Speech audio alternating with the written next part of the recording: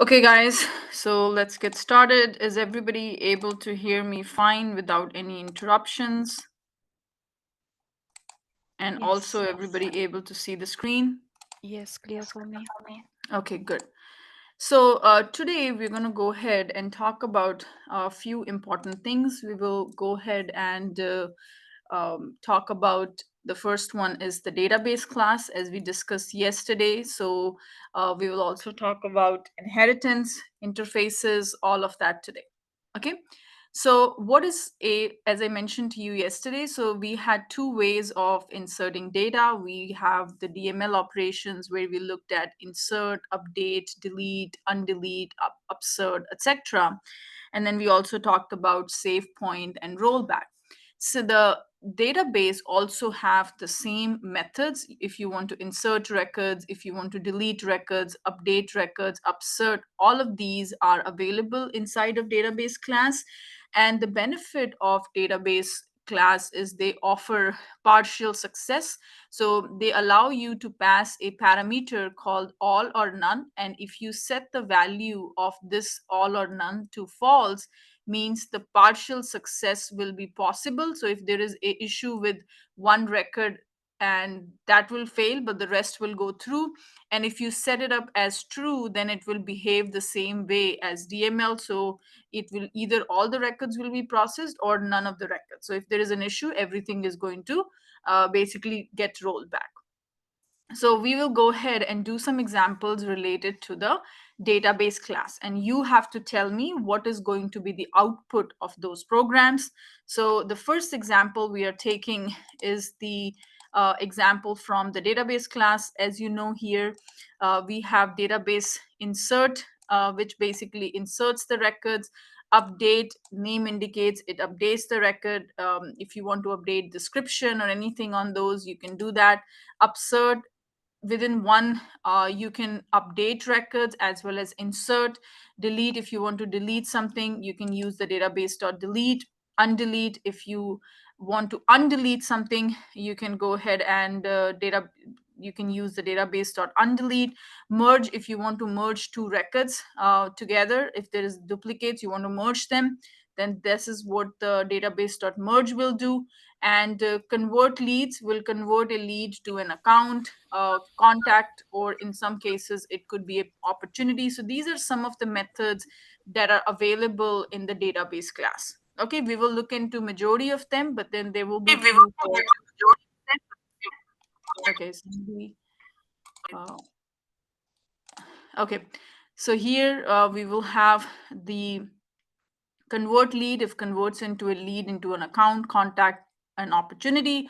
Rollback and save point, we looked at it yesterday. Rollback is it will roll back it to a particular save point. Save point is like setting up a snapshot of the database, what is the current look of the database, and it will revert you back to that snapshot. Okay, so here is the first example. So this is a simple, we don't have to create a class or anything like that.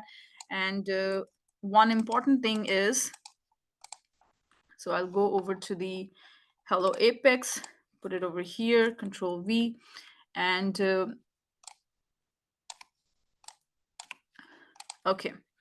So now, guys, always remember the benefit of using database method is the result that it comes up is of the type database dot of save result, and it is basically the save result is a type of database. So inside of the database, it's a variable, and this is what it stores everything, and you can actually figure out what was successful, what was not successful, so you can get more detail about this insert operation. Whereas in the case of DML insert, you actually don't get that result, which you can further figure out, okay, what went wrong and all that.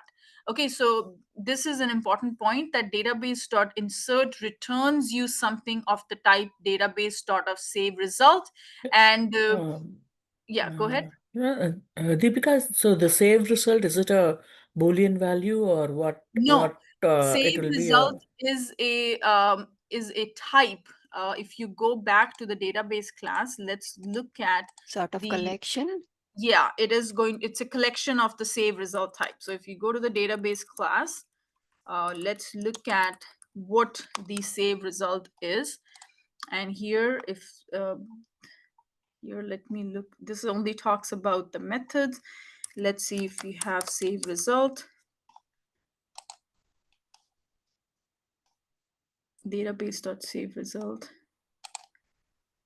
Okay. So save result, Okay, it's an array. array basically is like a collection. An array of save result is returned with the insert and update, and you can basically iterate over that save result. It is not a method. It will probably would be a looks like a static variable to me. Let me just double confirm.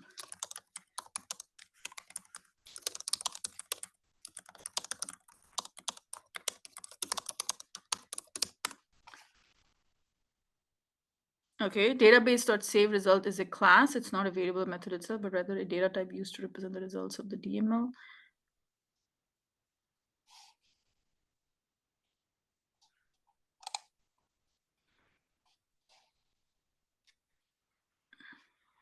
Okay, so save result is a class inside of this database dot of save result, and this gives you a return of the collection of the save result type.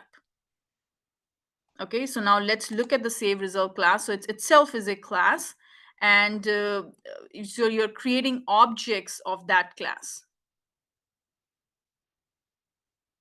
Does it make sense? Yes. So in that way, Yeah. what is database then? It is Database is also a class. class. Yeah, database is also a class, and inside of that, there is a database dot of save result. That is another class. So let's just look at. I've never gone deeper into is save result an inner class of database class. Is it interface or something? Let's Okay, encapsulation. So yeah. perform a database. Okay, so it says it is not like an inner class, but it is closely associated with the database class.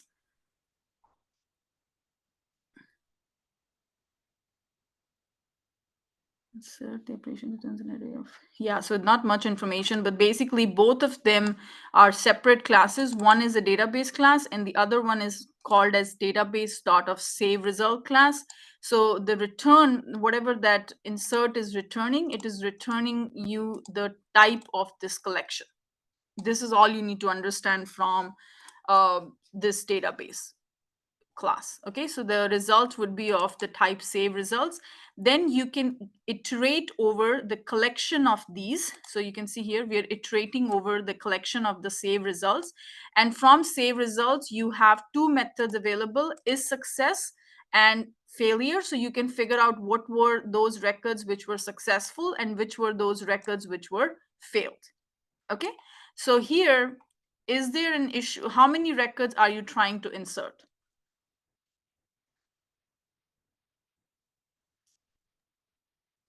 One. It looks like one. You're trying to insert two, but one doesn't have details in there, so will come out with an error. Okay, so first of all, we are trying to insert two records here. You can see here, they're creating a list here of the type account. The name of the list is account list. This is the first record they're trying to insert where the name is ABC Corp. And this is the second account they're trying to insert where the name is not provided. And I mentioned you yesterday, name is a required field on the account object. So what will happen is when you're trying to do a database dot of insert, what does this mean? The false. Because of the error in the name required, it will come up as false, so it will create an error. No, even if It's it is the new account we insert, but the second one will create an error. Okay, but If the second No, one, Even if it's It will false, it'll insert run. at it least will one. fall. The program will false. Nothing will go inserted It will because still database dot still run. insert in bracket. It's account list. Otherwise false. I mean, insert the everything. Otherwise false. I don't know if I'm right. I No, think it is inserting, even if it fails at the second account, it will insert the first account. excellent, Right. excellent. So guys, this is where, remember I told you every method of the database class, when we are talking about insert, update, delete, undelete, it accepts another parameter which basically decides, do you allow partial success? Now somebody, what is the meaning of partial success? The meaning is, if you are trying to insert 5 records, and out of those 5 records 3 had the proper data, 2 had incorrect data, or the required fields were missing, and you are trying to insert all these records through one list, but and you're using a database.insert and you're saying false, that means even though 3 records are successful and 2 are something that's with the error, these will process fine. Okay, these 3 will be inserted, these 2 will not get inserted. But if you would have set this value to true, then what will happen is, even though these 3 records were fine with the data, none of those records will get inserted because these 2 had an issue. So partial success is allowed or not allowed is decided by this flag. If you set this to true, means partial success is not allowed. If you set this to false, it means partial success is allowed. Does everybody understand? This parameter name is called all or none, means either everything will get inserted or nothing will get inserted. If you set this value to true, that means if there is an error, nothing will get inserted. And if you set this to false, that okay, if there is an error with 1 or 2 records, the rest of the records which don't have any issue, they will be processed fine. So in this case, how many records will get inserted into the database? One. 1 record. One, because everybody understood, right? Because even though this had an issue, it will be fine because this flag is set to false. So quick question here from a declarative approach. When you're uploading records, leveraging the data loader, you could set also insert as the database action. And then you could also flag true or false. And typically you would flag true. And then once the upload happens, you'll get an Excel file that would list successful and unsuccessful results. So I don't know behind the is- scene what data loader is using, but yes, that is correct, that okay, data loader will process whatever it could and it will give you a file for success and errors. But that is a separate thing. That's a tool. Behind the scene, it could be using anything. But this is what we use inside of Apex class to insert records. There is And one that's way. what I was going to conclude with is that, so if one wanted to, if you knew how to upload records, you could actually write a class to do it versus using the data loader GUI. Yeah, and Is that we will accurate? do an experiment. We will do an experiment where we will be loading some records through the file. Perfect. Excellent. Okay, but there should be a limitation on, because data loader can do more than 50,000 records at a time, whereas the Apex class, because if you have a lot of records, you shouldn't be using an Apex class. You should be either doing a batch process and all that, because doing it in one whole thing would be will process the time on the CPU, so you might get into those governor limit exceptions. But if there are few records, you can do it through this database.insert. Perfect. Okay, so now if I go ahead and execute this, so Control Shift P, let's before look at how many records are there in this account table. We have total of about 43 records, and there is nothing with the name ABC. So now if I go back, Control Shift P, execute it, I'm expecting 44 records to be created because ABC will get inserted fine. So you can see here ABC Corp got added. The one which had error was pretty much ignored, and we were successful. Now in this case, if I would have changed this to MyTutorialRack, and if I go ahead and change this to true, and here I will go to the new account, create another account, we call it as Platinum Taurus. Now what is going to be the output of this program? None will get inserted. Is everybody agreed to that? None will get inserted? Yeah. Okay. Oh, sorry. Two. Yeah, none will get inserted. Yeah. Yeah. That's right. None will Because get of the inserted true. because this is marked as true, and this one is the one with the issue. And since this one is the one with the issue, it is going to basically not let anybody else get inserted because partial success is not allowed.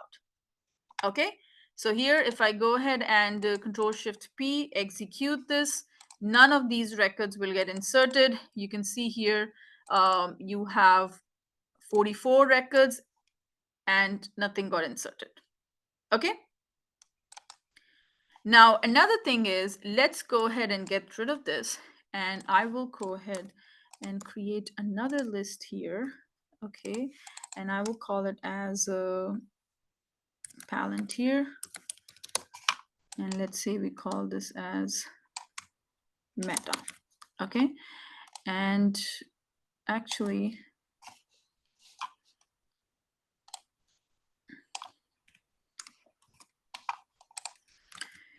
and here we will go to the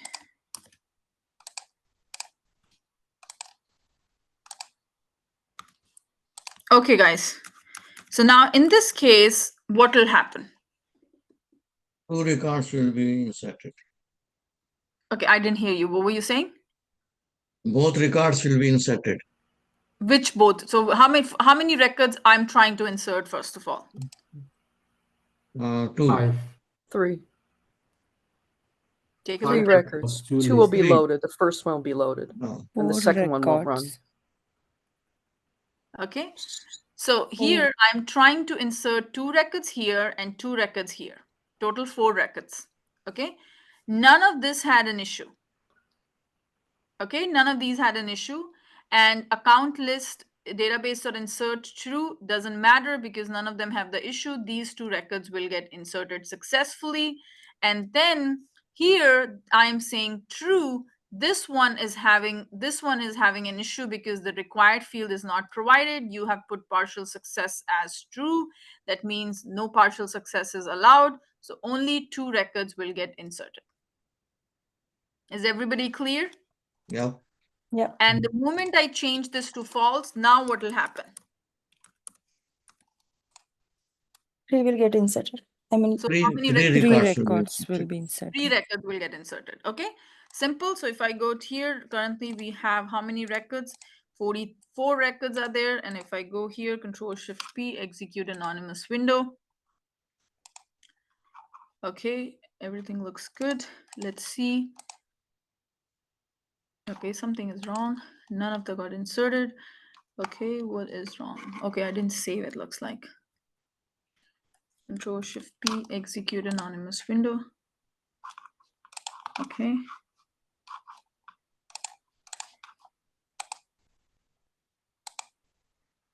Okay, what's going on?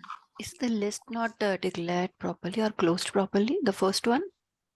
This is the first one, list of account. Unexpected token. New of, oh, there's this one.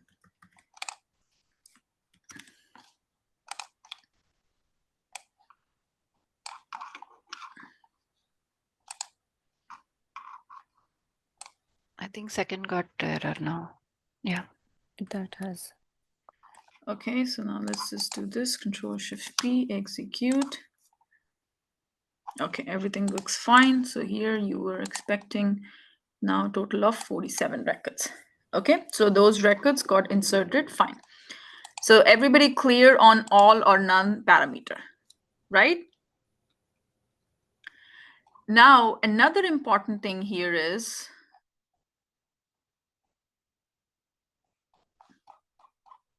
okay.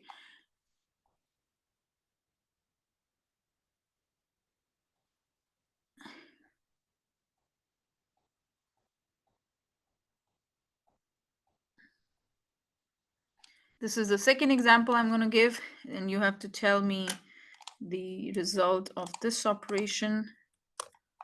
Let me get rid of these values. Okay. Now tell me, what are we trying to do here?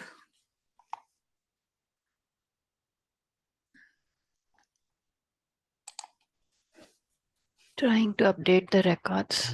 Okay. Okay, it's very good. So this query is returning how many records? 2. 2, because I have put a limit here. Okay. And then what we are trying to do is the first record, 0.name, we are updating the name to updated account 1. And for the second record, we are updating the name to null. Now Yeah, that here, what will happen in this case? Will one It will be will updated just and one second be will updated. error. Yeah.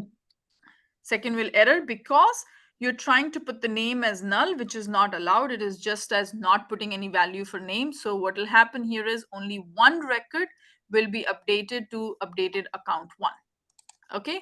And what will be the output of this? It will tell you what is the ID of the updated record, and what failed, it will give you what was the reason for the failure. So if I go to this Control-Shift-P, execute anonymous window, you will go ahead and see if I go to the debug.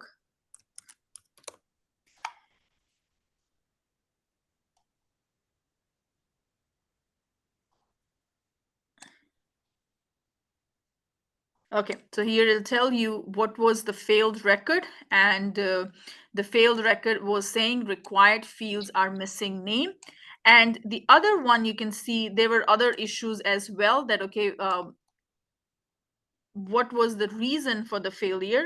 So it went across, there were multiple failures, so it is just iterating over all those failures. Okay, now let's see if this one got updated or not. So if I go ahead and look for this in the here, let's see, do we have something with updated account 1? No, even that one failed, because even that one had an issue. So if you go here, none of the records got updated because both of those records had the error.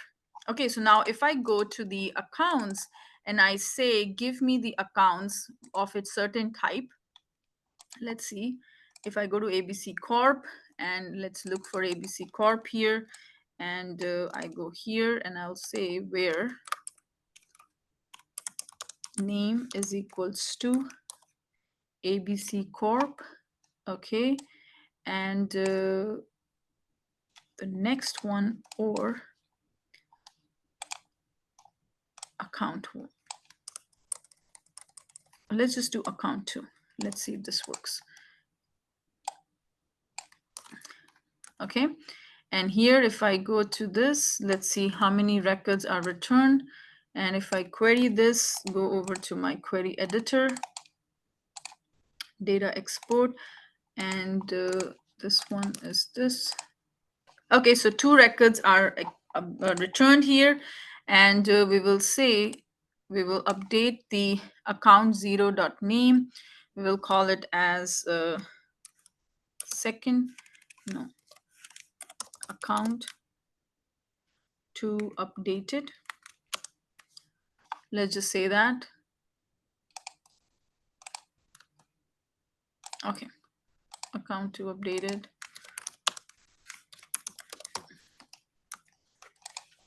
And this is null. Let's see if we get the error message. So if we go here, remove the Control-Shift-P, execute anonymous window. Okay, so now you can see here, it was able to successfully update one record with the ID of this one. The second, it couldn't update because you're trying to set the value of the name to null, which is not allowed. That's why this error popped up. Okay, any questions on this one, guys? Can I proceed? Yes. Okay. The next one is also very simple. We are doing a database upsert operation. So here we will go to the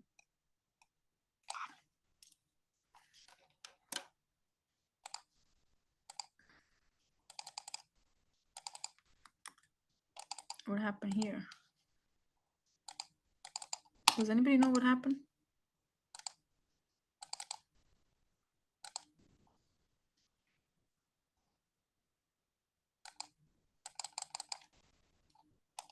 Have to change the Is it place. eraser or It's just You an use the eraser. You eraser. need it's to eraser? select it to Yeah. How do I? Yeah, How do pointer. I pointer. select it?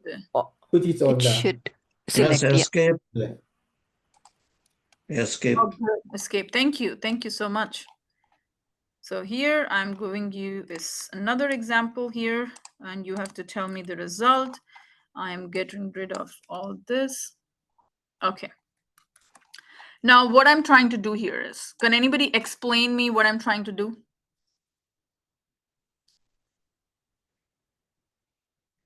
You're inserting a new contact Hmm? on the first list. No.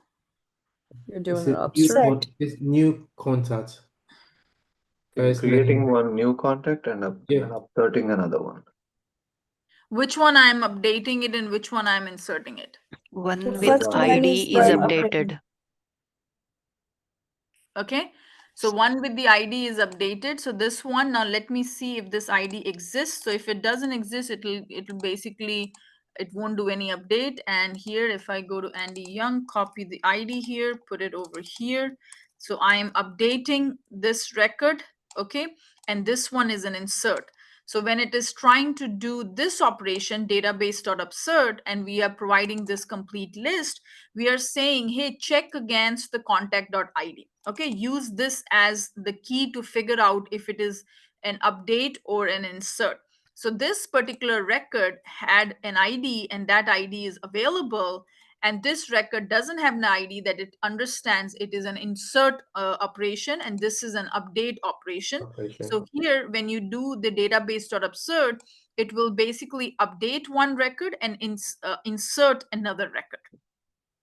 Okay, and then you can use you can get over the result, database sort of upsert result. So it's, in this case, it is not save result, it is upsert result.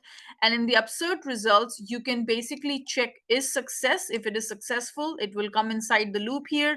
It will tell you which of the record was created and you're printing the ID of that record.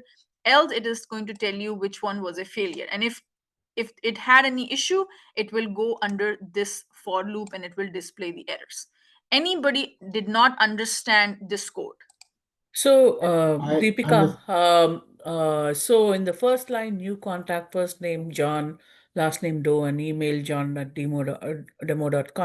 The Huh? ID and it will, in the database upsert results, it will check for the ID, and if it exists, then it will update that this record. And Otherwise, it will go to the insert, right? It's it will that. insert, no. If this ID was not available, it will give you an error. So let's say we will go ahead and this may, let's go ahead and do this.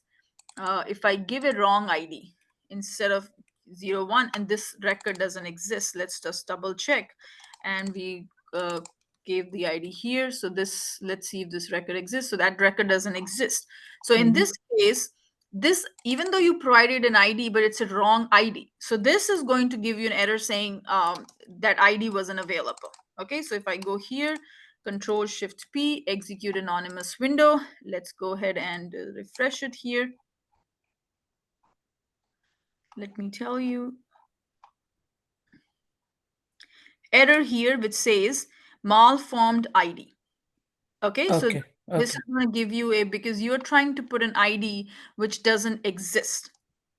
And if I go back, so this is the error you're going to get here, and this record will be successfully inserted, and it will basically insert Jane Smith in the org. But this one, even though you provided the ID, but that ID doesn't exist, that's when it is going to give you the error here. Okay, and if I go to the debug, it basically error with this ID and it inserted one record. So it didn't do anything with this record. Oh, okay. Okay. Okay. Deepika, sir. on the what do you call it? Formulas that you got, where did you get if your dot is success? Where did you get those from? Is it something you came up with? No. So here, okay, so you see this one, database.upsert. This Yeah. basically result into something of this type. Remember the previous one was database.save result. That was the Yeah. return type. So Yeah. if you go to the declaration of upsert methods, if you go here to the database class and if you look at the definition of the upsert method, it is going to tell you that this time it results into the data type of this database dot of upsert result. Okay. That is the return type. Okay. Okay. Yeah. And since I am so I'm capturing that into this collection. And Yeah. then I am using the enhanced for loop. If you remember, I am iterating over these results one by one, and I'm checking if that result, if UR is successful, it will come inside. I'm checking, hey, if it is created, if the record was a create, it will come here. I will get the new ID of the newly created record. If it is not, basically it didn't result into any error. If it resulted into error, it will go into this error block. Okay. Okay. And if it is an error, if we are iterating over all those errors one by one. Okay. Thank you. Okay. So this is the upsert operation. And yeah. Deepika, Yes. so in that way, I believe like this function works based on the how many parameters you're providing, like while creating. So since you provided the ID, and also you are using the upsert database upsert method. I mean, call out. So it is it is updating the first record. It is trying to update the first record because it is checking based on this ID. ID, yeah. Okay. And if it didn't find the ID, it was giving an error because this ID doesn't exist. But if it found the ID, it will update the name of that record. It will update the last name and the email of that record. Yeah, but the second parameter, you are not providing the ID. So and also this record is not present in the database, so it is inserting. So what if this record is already there? I mean, Jane Smith. It could be there. I could have created another Jane Smith. Duplicate. Another Jane Smith will get created in the database. Okay, so duplicate one. It will create a duplicate record. Because the only way it is going to figure out if that record exists or not based on the ID, because you can have multiple persons with the name Jane Smith. Yeah. So it's not going to check, hey, is there another Jane Smith exist? No. If it was existed, if you wanted to update an existing one, you had to provide the ID. Since you have not provided the ID, it means it's a new insert operation. So it create the duplicate record. They both have the similar ID but different ID. Yes, both will have the two records will be created and both will have the same name, last name and email, but they will have two different IDs. Okay, all right. Okay. So, Deepika, why you have to pass that contact.id? Because that is what the method is expecting. So if you go to the definition, it is expecting you to pass in that ID on the basis of what it is going to figure out if it's an update or an insert. Got it. So the second record did not have the ID, then it will insert. It will do an insert. So always, guys, if you're confused on, hey, why I'm passing this, always look at the signature of the method. And whatever the method is expecting, that is what you need to pass. This method is expecting 3 parameters. It basically creates a new object record or updates an existing record within a single statement using a specified field to determine the presence of existing records. And if the ID field is no field, or the ID field if no field is specified. So if you don't provide, it will go by the ID. Okay. So that's when this method is expecting you, and that's when I'm passing, hey, look at the contact ID to figure out if it is an insert or an update. So quick question. Could you Additionally, could you add additional external fields? So you're querying for a Yeah. condition, not just on name, but on other criteria, such as rating. So you can So it essentially. has to be only 2 fields. No, it has to be only, it's either it could be a unique field like ID, or it could be a field that is marked as an external ID. Oh, so you can't use fields that are on the page layout, like multiple fields on the page layout. It will go by the, see, if you look at this here, presence of existing object or the ID field if no field is specified. It could, this is a good question. Let me go ahead, and it does look at the external ID field. So it's expecting you, there's a field token agent of fields.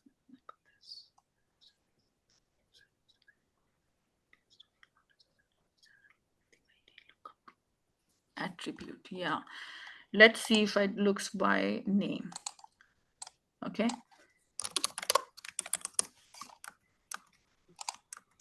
Let's see if this is a valid thing. And here, if it is, let me go back here. That was your question, right? That will it accept a Right, name? an additional field. Yeah, so here you have Jane Smith here, jane@demo.com got inserted, and you have Jane Gray here. And let's see if I'm giving first name. And here, let's go to the, this is, and here I won't provide the ID. Let's see if this works.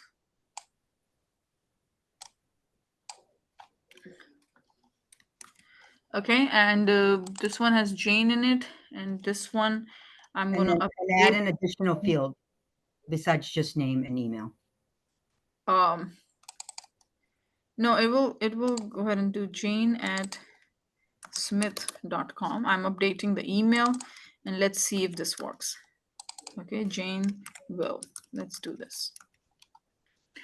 So here, let's do Control-Shift-P. So now if you go back, how many records are there? Let's look at, we have Jane with the, if I go and look for Jane, I have Jane Gray and Jane Smith, and the email is jane@demo.com. Okay, now if I do Control-Shift-P, execute anonymous window, variable doesn't exist, first name, so I have to do contact dot of first name. Okay, field ideally should be marked as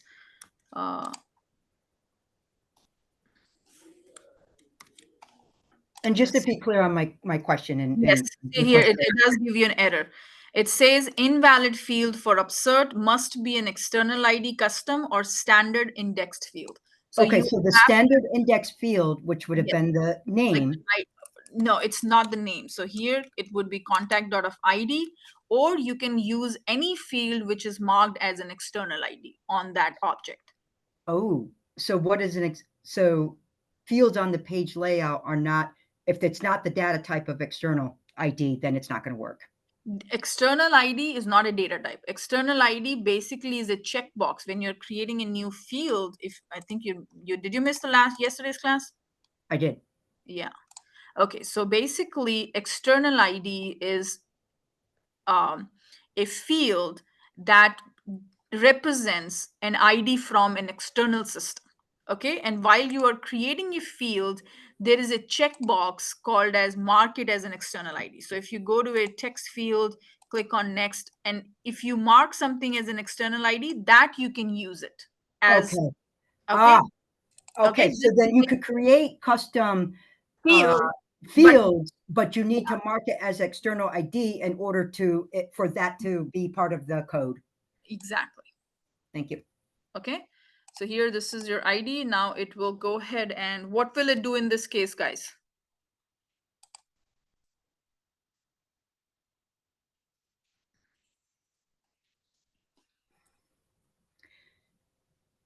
It's going to do what it's going to it's going to insert a new record and update a field.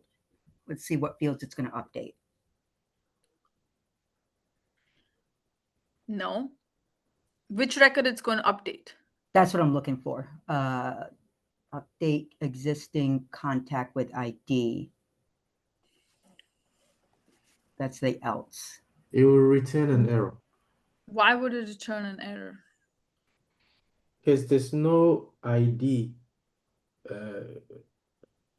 There's no document ID to be able to update. It needs that external ID, that's why.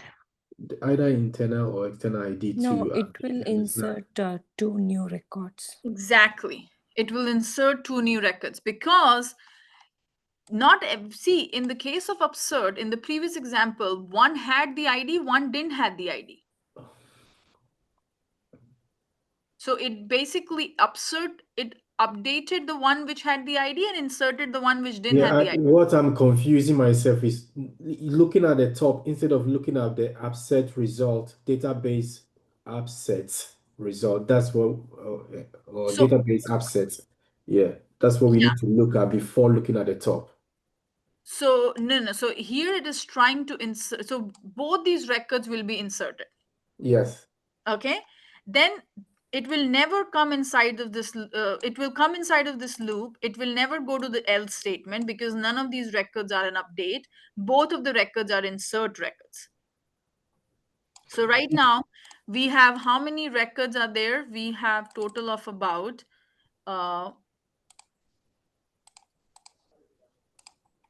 we have 26 items. If I do Control Shift P, execute the anonymous window, and let's go over here, refresh it. You will say 28 items have been inserted.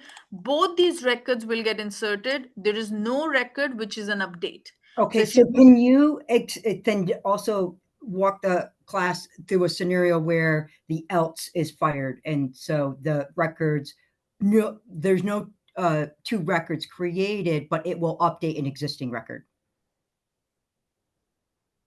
I gave you that scenario. Remember when you create new contact, and here you will use this Bob Smith, accept it, give an ID here equals to, let's say we give the ID as Andy Young. We will copy this ID, put it here, place it inside of this.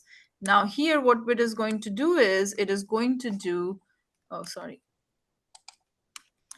so it will update this record, insert these 2 records. Now I have to change, we'll call it as Olivia Doe Will Smith. Let's do this. Okay, and then here we'll do this. So in this case, it is going to insert these 2 records and update this particular record. So it will go inside of this loop and it'll tell you that, okay, this is the record it tried to update. Right now, you have how many Andy Young? So if you look here, if you look with the name Andy, you're seeing Andy Young here being displayed. So let's go here.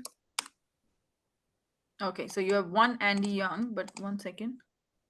Oh, there's Arthurson. Okay, Andy Young is there. So now what will happen is if I run it, these 2 records will be inserted again, and this record will be updated to Bob Smith. So if you go here, there is no, let's see if there is Bob Smith. There is no Bob Smith here. So if I execute it, Control Shift P, execute. Let me close this. And you can see here, new contact records got inserted and a record got updated, which is this is the ID of that record. And if you go back here, you will see, and if you refresh it, there shouldn't be another Andy Young. It should be changed to Bob. So it has been, let's go back. Was it what? Bob Smith. Let's see. Yeah, Bob Smith is there. And you can see it was basically Andy Young, and it has been replaced with Bob Smith. So fantastic. So long as you run a report or an extract, and you have a full list of, say, because this is real scenario, you've been requested to update and to create. So if you have the IDs, you list them here in your code to simultaneously leverage the creation of new records and the updating of existing records, so long as you have the ID. So you could have, say, maybe, I don't know, 1,000 ID records, or do you now move into batch mode? Then you have to move it to batch, because you don't want to be processing those number of records just in an Apex class. You should move over to a batch to process that number of records. Perfect. Okay. Everybody understood this one?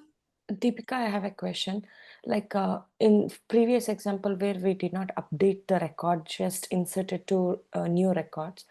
So in that scenario, the database dot upsert, the contact dot ID will be null. So that's fine. It doesn't throw any error, right? No, because since we are not ID, basically it is telling you that, okay, look for this field and use this fields to identify.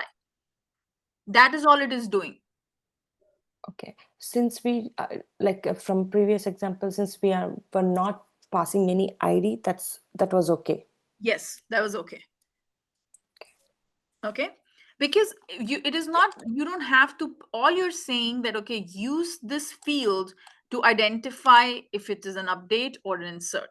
It is not doing anything with that ID. It is just a just to tell you that, okay, use the ID field to identify an existing record versus a new record. Okay. Any questions on this one? Deepika, are we writing two for loops here? One is for capturing the results and one is for capturing the errors? Yes. So if you see here, this is a nested for loop. So this is the for loop, and then inside of this for loop we have another loop to get iterate over the errors. Okay, so for each, so what will happen is here it will have 3 results, right? So let's go ahead and print what is system.debug. Let's see what gets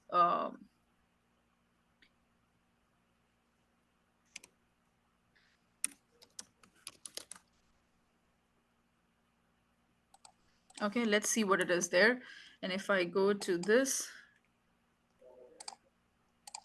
Control Shift P, execute, and here, okay. Yeah, it doesn't give you much. Let's do debug. Let's see what it is there. Okay, so this is the whole results looks like. Okay, so this is the whole results, and if you can see here, it has all this information, upsert result, it has get errors, it has let's see what else it has, database. So out of this you are figuring out what you want. So there should be a message for success as well. So if you look for, yeah, so is success here, is success is equals to true? Yes, it is successful. So it will only go ahead and look for, and you can see here the result errors are, there is no errors that got printed, so everything looked fine. So this is the complete results that the upsert operation has given you back. Okay, so if something you don't know what's going on, you can always use a simple debug statement to print out how the results looks like. And you can see here result is of the type database sort of upsert results. And actually, let me do one thing. I don't think I'll be able to create it into a JSON because this is not a JSON. Okay, so this is your results. Now let's go to the next example. Database.delete. It's pretty simple. Let's just go ahead and finish it off, and then we can do an undelete as well. Control A, Control V. Okay, so what's going to happen in this case?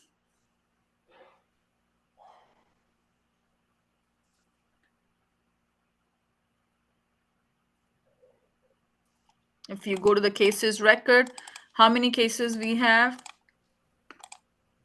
So records that have been deleted and are sitting in the recycle bin, you're going to essentially in bulk resurrect them, recreate them as records. We can do that through undelete operation. Correct. Okay. Is that essentially is what you're doing? So records that have been deleted. No, here I'm trying to delete. Rosalina. Oh, I thought you said undelete.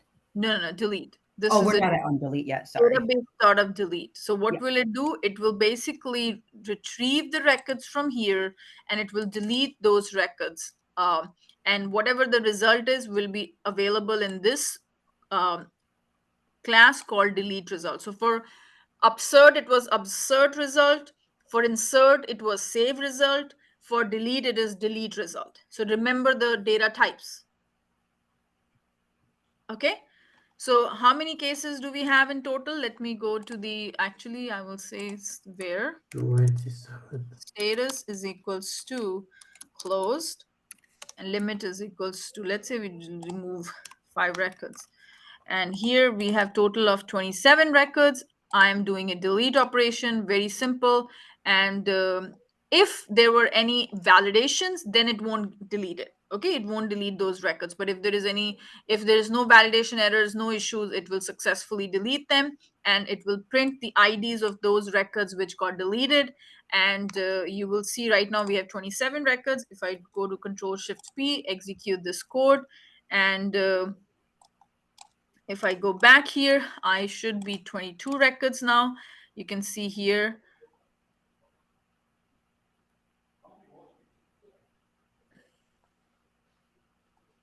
It should be 25, right? 22, because we're deleting 5 records. Yeah. Limit 5. Okay. Yeah, what I don't understand from this list, I understand the deletion. Why? So it's just picking up 5 Any 5 five, records which are any 5. yeah. Yeah. Is that a wise thing to do? Where, or is this Or you could have done order by okay, created date or date by date by date? or something Yeah. like that? It would have done that way. Okay. All right. Thanks. Could you have left it open? Could you have left it open? Like if there's if you don't know how many records there are, did you have to state it had to be a number? Or could you leave it open? If you would have done it open, it would have deleted everything. Well, I mean, just the closed. Like if you said all the closed records, would it find Yeah. those records and then where you wouldn't have to state how many they are? If you said this one, select ID from case where status is equals to close, it will give you all the closed records. Okay. And those are 27 of them. And okay. And I believe 20, how many are there? 22 of them, sorry. So those 22, and then you are saying database.delete, it will delete all those 22 all records. those records. Okay. Okay, so you have to be wise with your queries.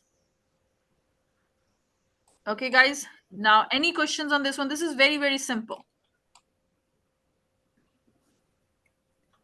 Is this a SQL query or normal SQL queries? This is a SOQL query. So in database, you have SQL queries. In Apex, we have SOQL queries. Oh, what's the difference? I mean, if you can briefly tell us. So basically, they don't call it as SQL, they call it as SOQL. That is basically the name they have given to Salesforce query language. It is very similar to SQL, but there are certain things like you can't do select star here. You can't do that. Like there are certain restrictions, but it is very similar, like order by, group by, those things are still there.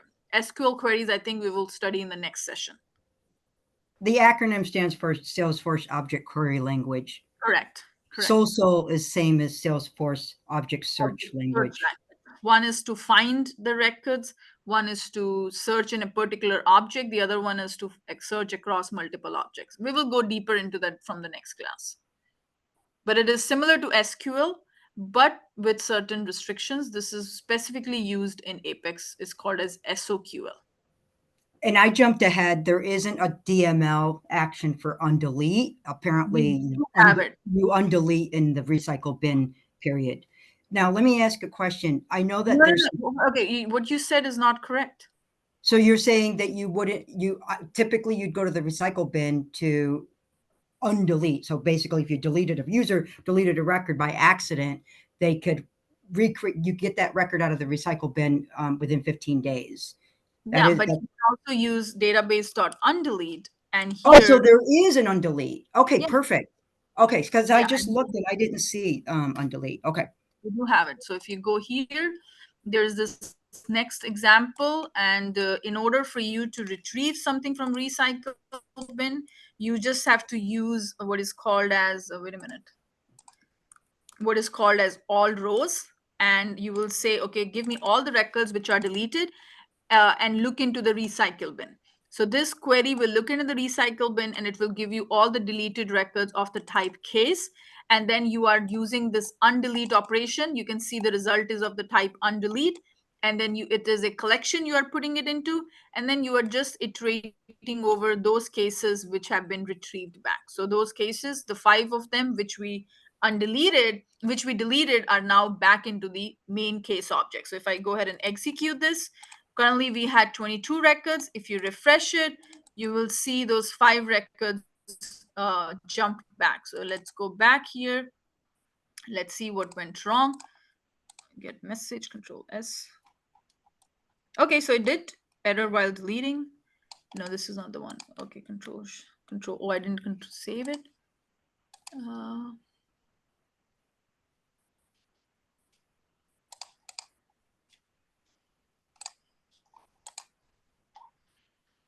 Deleted cases. We are deleting this, going over this list, and this is it.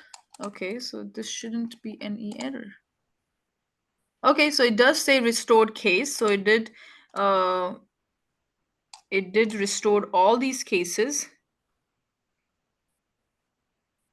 Okay, and if I go here, so now you can see here it is 27 records are there. Okay, so you can use undelete operation, but you always have to remember to use all rows and is deleted. All rows will look into the recycle bin. If you don't use all rows, it is just going to look into the main case table and that's it. But if you wanted to look into the recycle bin, you have to use all rows.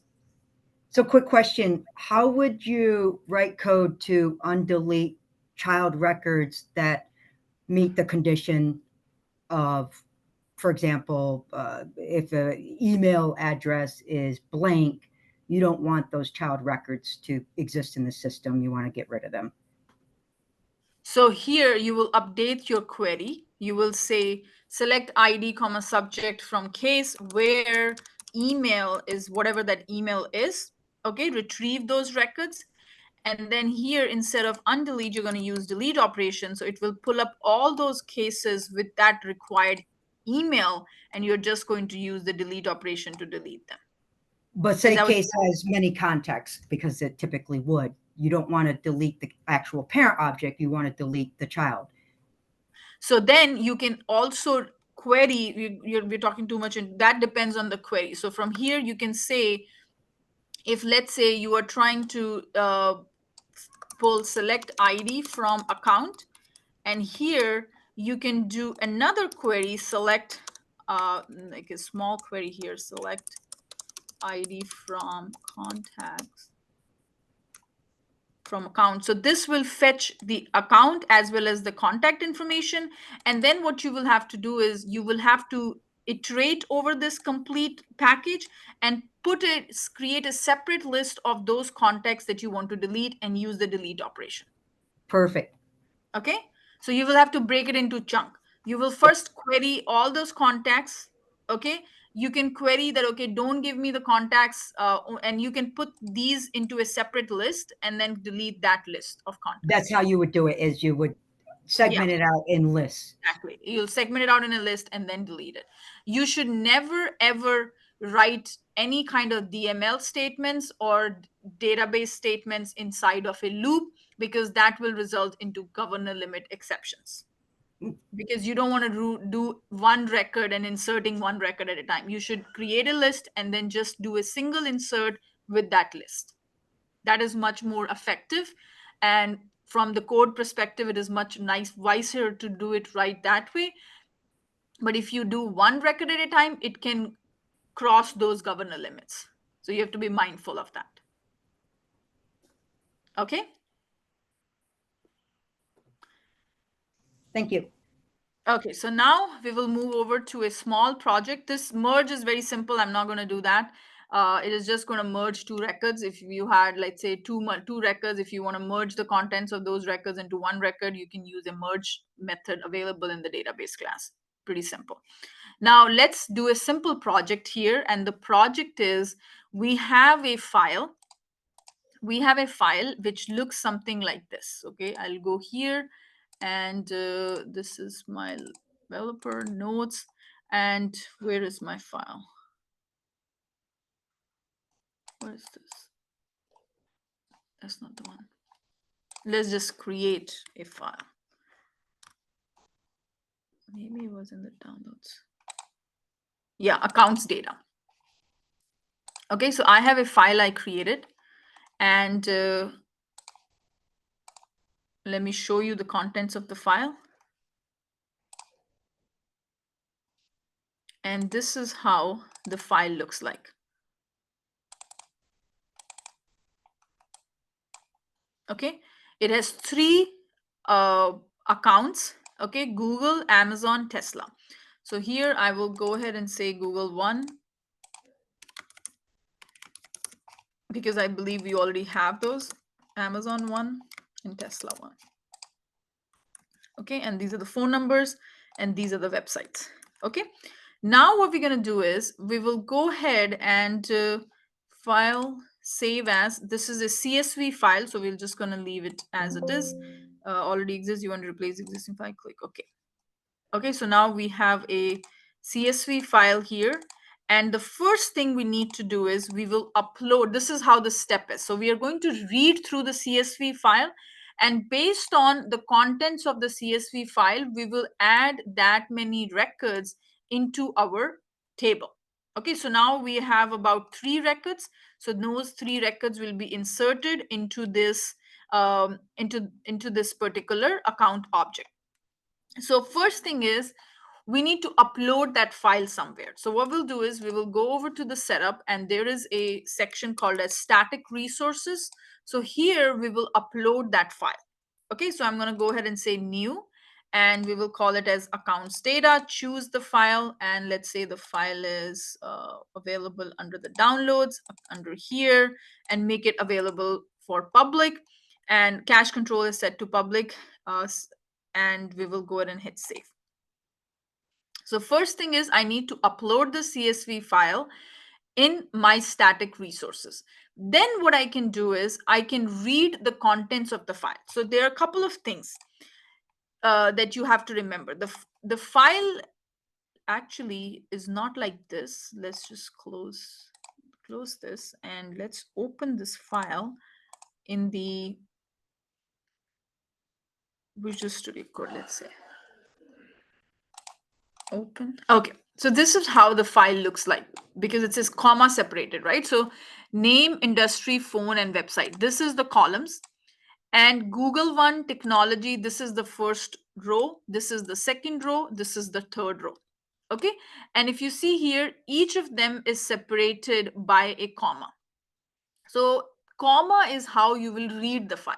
Okay, so you could have been used a pipe symbol. You can use any of the symbols, but right now we are choosing comma. And what we'll do is we will read this file step by step, and then we will insert those account records one by one.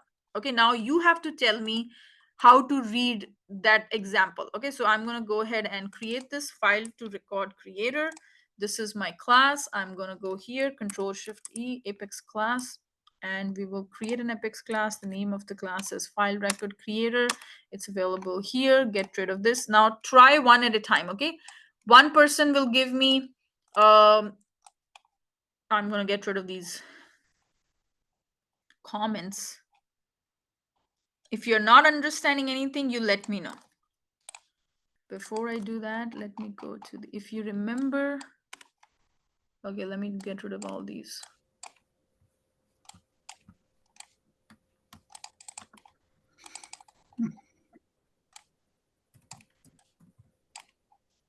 And I will give you an assignment similar to this one. So pay attention. Those days are gone when the assignments will be simple. Okay. Let's first understand what we are doing. So let's start with Mo. Mo, what are we doing here? Give me up till this.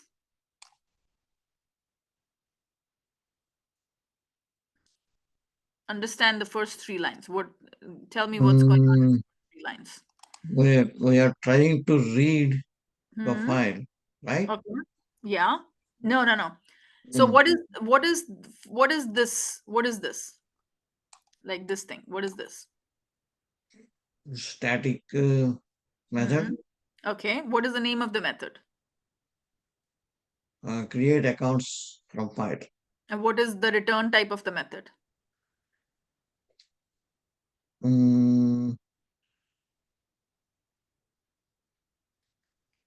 String. Where do you see string? sr.body.toString. No, I'm just looking at the signature of the method. What is the return type of the method? What is this method returning? Anybody else wants to tell me what is this method returning? Is it returning Create the file account. It's that you just void. uploaded? It's void. Okay, it is not returning anything. Always remember, publics, this is a static method. Void is the return type. Anything before the name of the method, that is the return type. It is not returning anything, it is void. Okay? Now, what is this doing? It's querying for it's a query. Yeah, it's a query onto which object? The Account account. data. No, guys. So static Which table it is querying? From Static static resource. resource. Static resource. Static resource. What was the static resource? This is The your file. static resource. Ah, yeah. Under the static resources, you That's the upload file. the file with the name Okay. account data, and that is what you are querying. Okay, give me the body. So just hold on here. So static resource, you created that from the setup. That's not an object. It is kind of like a placeholder where you upload some files, some data, etc. It is not like a Salesforce standard, but think of it like a table. Okay, got it. Okay. So from here, you are only fetching the body of that method. Okay, so now if I say, let's understand what is system.of_debug sr.body. Okay, so let's understand one by one what does this query does, and I am right now not inserting any record. Okay, I'm just gonna query this, and it's gonna actually, let's just go ahead and do this. Let's understand one at a time. And this is the method. I'm just commenting it out. Okay, so I'm commenting this piece for the timing. So I am printing system.of_debug sr.of_body. Let's understand what this body looks like. Okay, let's see if it is going to work.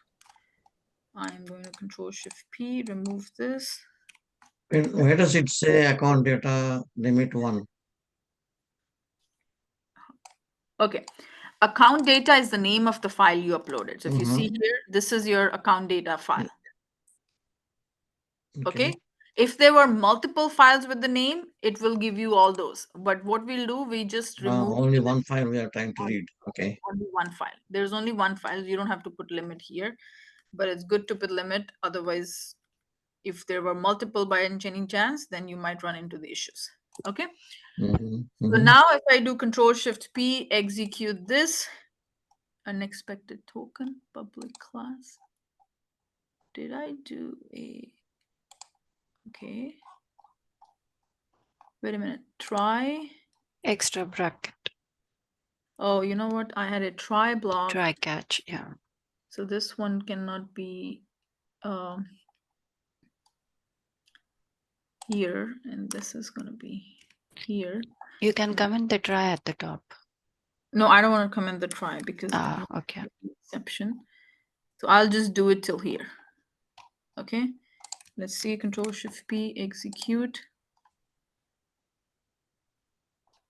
Again, it is giving an error. What is the error? This method is up till here.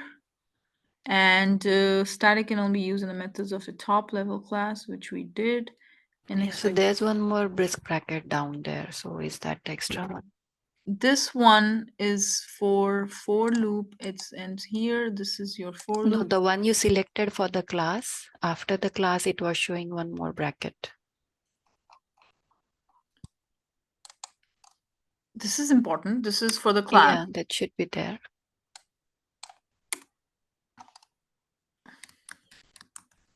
This is for the class. This is for your method. And this method ends all the way here. Then you have a catch block. You have a try block, which is here. This is your try block. This is your for loop. It iterates over this. And database.this and for results. We have commented this piece. And we have a catch exception to E. Okay. Why is it complaining on this method?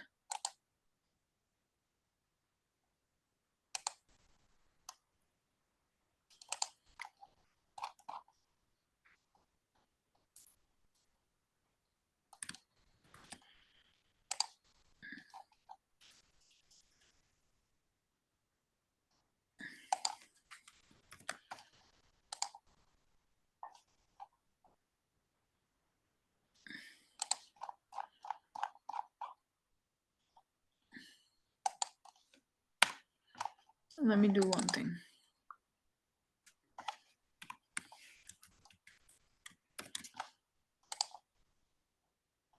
Okay, so let's just understand. So this one worked. I just removed the static from the timing. Okay, so now here, if you go to the debug, let's see what does the debug looks like. It didn't give you much. So here I'm going to say body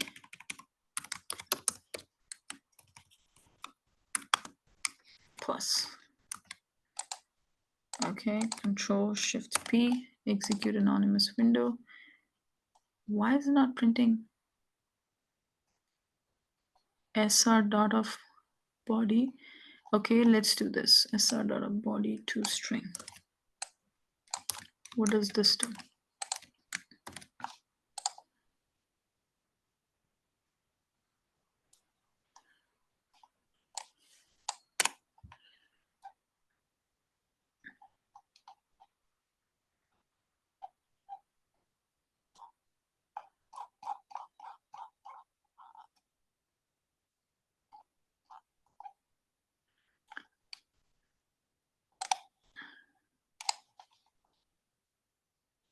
Was that limit one needed there? No, limit one is not the query, not the issue, but I'm trying to understand why this. Okay, let's do this. Can I ask a question? Go ahead. Where did you declare body? It is available. It is available. You're fetching it. Yeah, I'm fetching it from the table. So let's go to here and let's see what this returns. If this returns you anything. This might not return. Okay, so this gives you a static resource slash body. Okay, and whatever it returned, you basically used this method plus, and you did this, and you did this. Now let's go ahead and do a Control Shift P.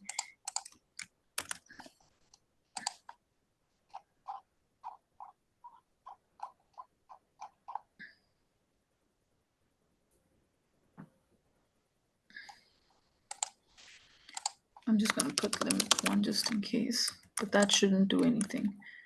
Or maybe it's just not going to print anything. And that is the only thing I can think of.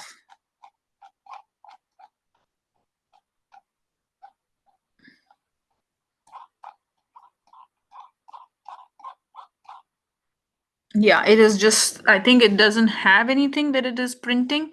So this one is not printing anything. So it just, this statement is not giving the result as I was expecting, because it could be a whole file. So it didn't give it to you. So it converted into a string. And then what you're doing, you basically, okay, let's forget about this for the timing, because you can't, it is not printing the file. So we will get rid of this. So here I am, whatever I'm retrieving the static resource, okay, and I'm putting into this variable of the type static resource, because as you can see here, the table itself is called static resource, and we are creating a variable of the type static resource, and the name of the variable is SR. Then we are using a toString method on sr dot of body. So we retrieve the body part and we are doing a toString. Now what does toString does? It basically converts everything into a string, the whole body into a string. Okay, so then you are using that whatever that string it created, you are putting into this variable called CSV body. Everybody cleared the first two lines here? So this is a variable of the type string, and it is basically converting the complete resource into a string. Okay, let's So see. it's I don't think converting from comma separated file to a string.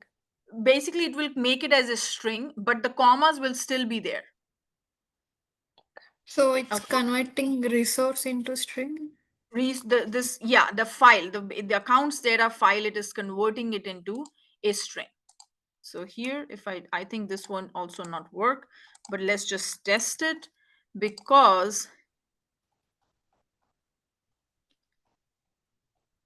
yeah, it's not printing what I'm expecting it to print.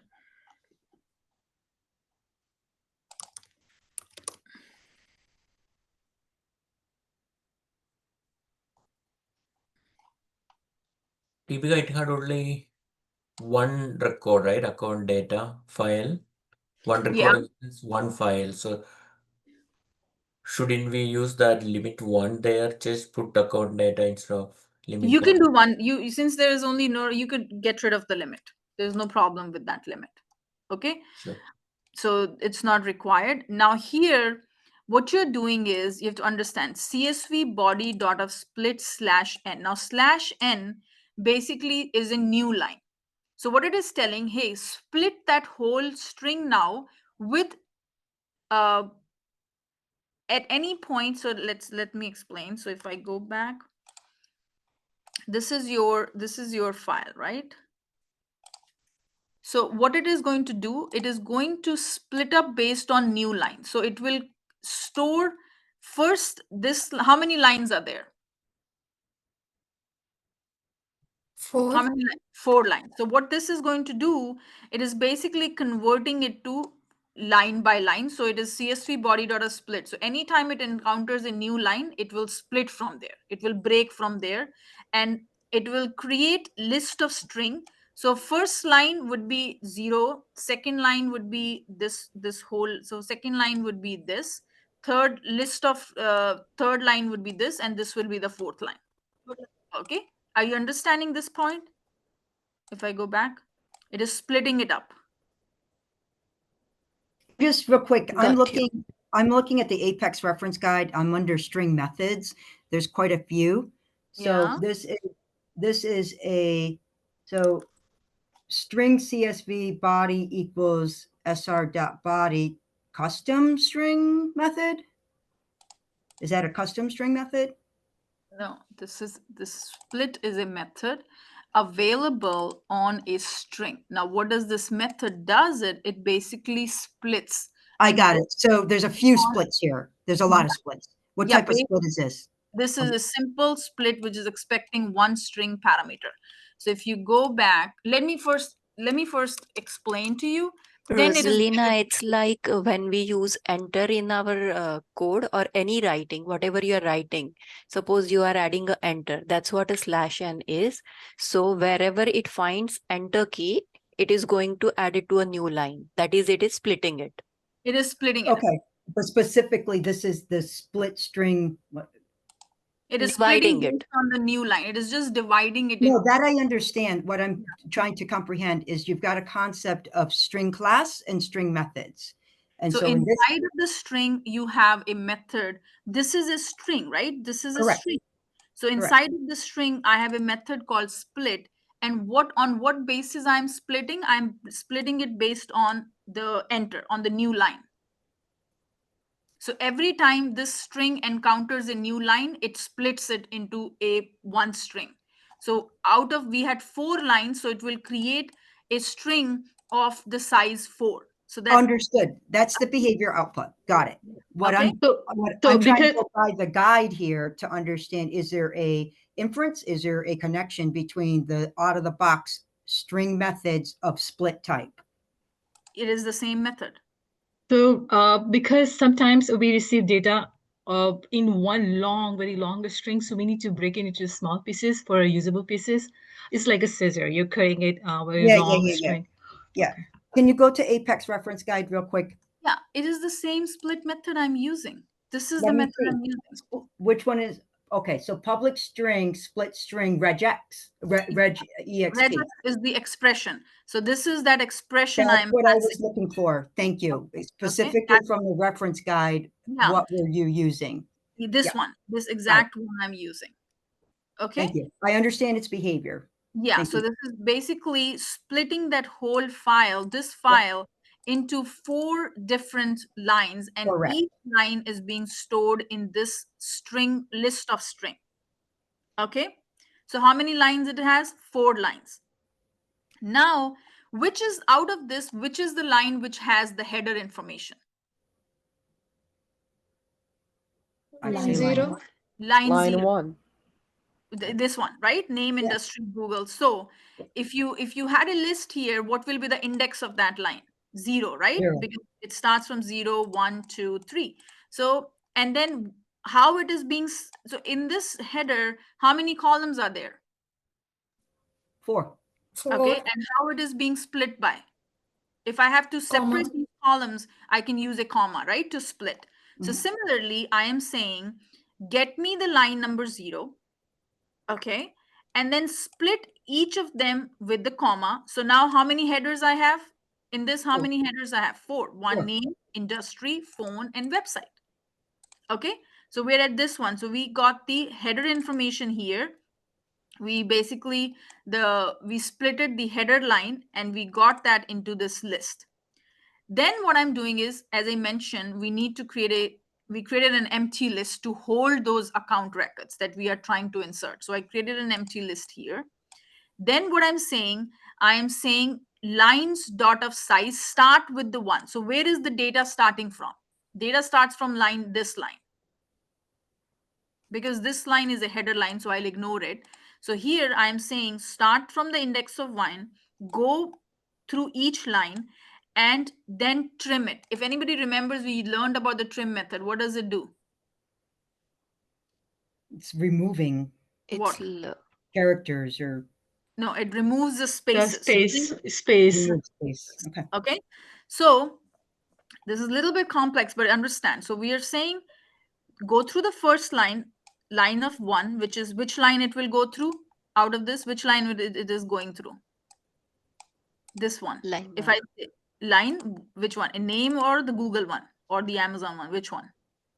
Google 1. Google one. Okay, so it is at this point. Okay, and it is basically trimming all the spaces. So if there are any spaces, get rid of them. So we don't have spaces. Then it is saying dot trim, and we will put this in the line. If let's say you had an empty line here, so it will just ignore that empty line. Okay, that's what this is doing. If line is equals to empty, continue it. Otherwise, you split it. Okay, so then what? So it will split this into, again, it is splitting based on the comma. So it will create how many elements? 4 more elements. You're storing those into columns. Are you getting my point? So we're iterating Yes. over one line at a time. Inside of that line, we are splitting again one by one from the comma. We are creating a new account record, which has nothing right now. Then what we are doing is we are saying integer j is equals to 0, j headers dot size. Now, what is this headers dot size is? What is headers dot size? The field size which is given. Yeah, so what will be this headers dot size? 4. 4. 4, because the header has 4 things: name, industry, phone, and website. So it will go up till 4, j plus plus. It is, what is the first header? What is headers dot of 0 dot trim to lowercase? What will it do? What will be the output of this one? The name, that is Google 1. Okay, no. What is this header will hold at the 0th iteration? Google one or Name. Name, industry, phone. exactly. So this one will have name at the time. Then what is the value corresponding to this? Google 1. Columns dot of size. Now columns is your next line, right? You're starting from Yes. line number 1. So columns dot of will be what? column of 0 will be Google 1. Google 1. Okay. Then what it is doing, then you are checking if the header is name, what is the, if the header is name, put the value in the name part. Okay. If the header is industry, put the value in the industry part. If the header is phone, put the value in the phone part and add that final account record over to this account. Okay, so it added the first row. It added the first row. Then it will go to the next line. Okay. What is the next line? Google, Amazon one, Amazon. retail, this one. It is basically iterating over that line one by one, splitting up that line with the column. So this columns would be line dot of split. If you do here, it will Deepika? split. Yeah, go ahead. Yeah, the string value column size greater than J, is that can you please explain that Okay. line, So that one? which one? Line number 30? Line number 32. The value, string value, this one. Okay. So this is a good operator. Okay, so this operator basically, it's called ternary operator. Okay, so columns dot of size greater than J. So what is the value of J at the first time? 0, right? J is 0. What is columns dot of size? Columns is here. What is the columns dot of size?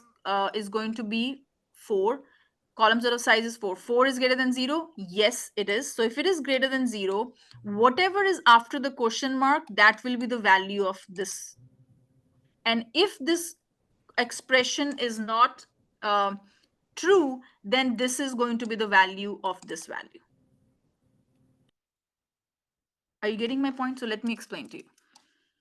So here you are saying string greatest number. Okay, this is your variable is equals to, you are saying and let's say num1 is equals to 15 and num2 is equals to 20. In here you're checking, is num1 greater than num2? And then you have a question. This is basically a small if else. Okay, num1 greater than num2. If this is the answer, if this is true, then num1 will become the greatest number.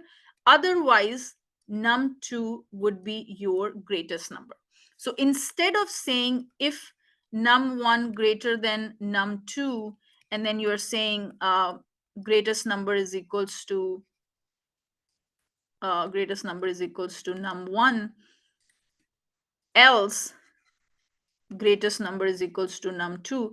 Instead of saying all this, you can write it in short by using this operator. Let me explain to you one more time here. Yeah, I got it. Yeah, You got it, right? yeah, I So got it it. is basically an if else. Did anybody have questions? Let me explain Okay. one more I time. welcome the explanation again. Okay. So explanation is, if I have to compare two numbers, let's say I had a number integer num1. Let's just execute this. Integer num1 is equals to 15. Integer num2 is equals to 20. If num1, okay, let me do another one here. Integer largest number. Okay.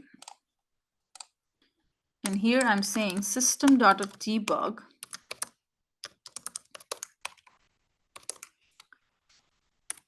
the largest number is accepted. Okay, so this is basically what it is doing. If I'm saying if num1 is 15, num2 is 20, I've declared a variable called largest number. If num1 is greater than num2, largest number would be num1, otherwise it would be num2. So what will be the output of the program here?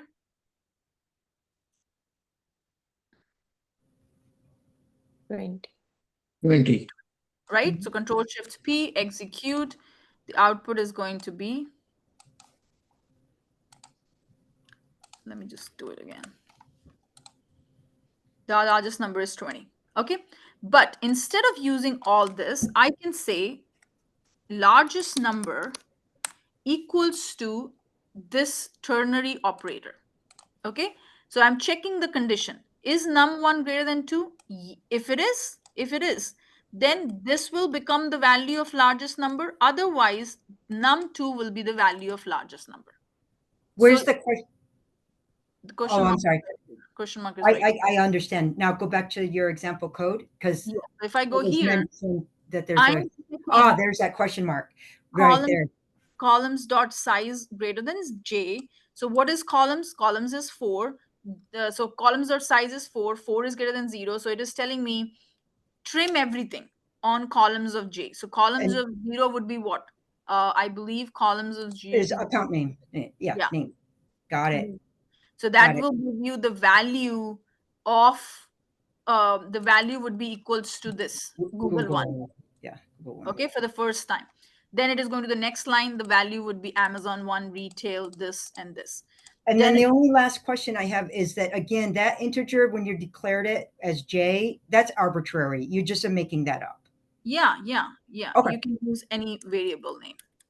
Okay, variable names are your choice. You can put whatever name you want. Whatever makes sense. Exactly. Yeah.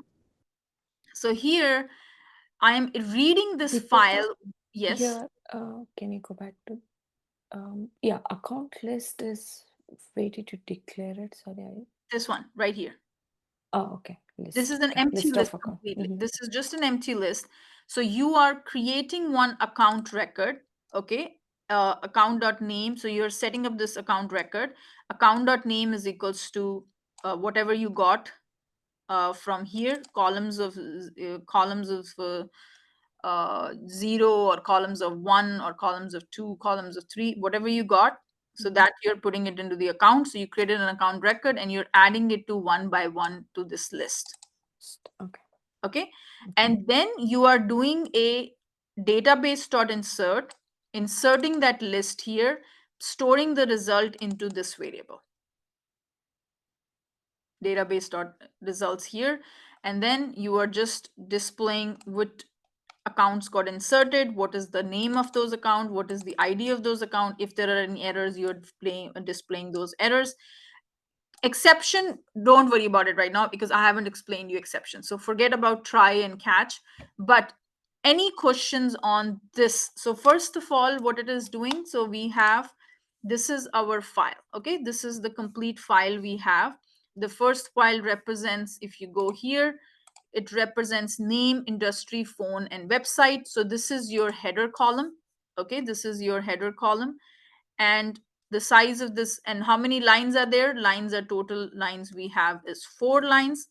What is columns available? So you're putting into this into one, splitting up and based on these columns, and you're iterating over one by one and creating an account record for this row, then this second account record for this row, third account record for this row. And then what you're doing is you are adding all these account records into the list, and then you're using a database sort of insert onto this list.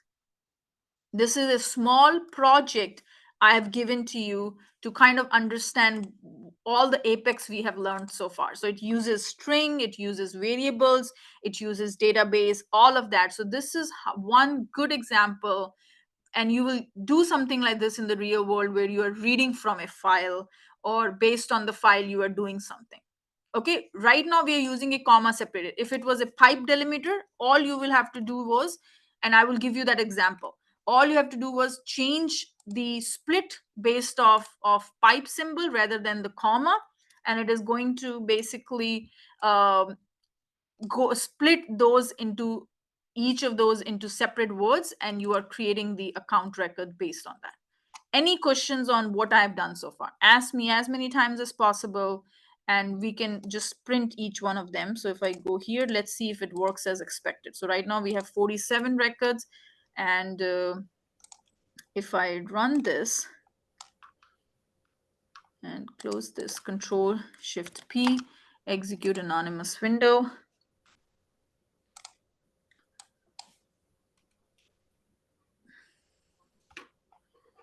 Compiled successfully. Let's see if those records got created. Oh, you know what? I didn't deploy the. Oh, You know what I was doing? That's the problem. That's the problem with the VS Code is like I didn't even call this method. That's my problem. I was like, what the hell is not printing it? Dot off, and nobody told me why it's not working. This is my class, so I have to call this method, and I will make this method a static method, so I don't have to create an object of this class. And let's first understand what this is doing. So this was a good mistake. Can you just go over again the notion of calling? Because obviously you missed it here. So yeah, so basically I created the class, right? And I created this method and I deployed it to the org, but I never called it. Yeah, what's an example of calling? This is an Actually, example we are of so calling. used to it now that we didn't even realize that we didn't call it here. Didn't call it. So this is how you call, right? It's a static method, Rosalina. So you don't have to create the object of the class. And this is how you invoke it. Somebody needs to call in order to run. Versus what you had, because you just... I just had a class. I just had a class. Nobody was invoking that class. Oh, where did... So show us where you're invoking it. Is it that create account from file? That's this is the file to record creator. This is the file. And this is the hello.of-apex. This is the script on which I'm writing it. And I'm executing this file. Okay, so if you remember under the scripts, there is a file called hello.apex, which is as similar to your anonymous window. Think of it like an anonymous window. Remember in the developer console, you had this anonymous window where you execute everything? Yes. Right? So in your VS Code, you can write the same exact script inside of hello.of-apex. This is your anonymous script. So from here, you are invoking this class, file to record creator.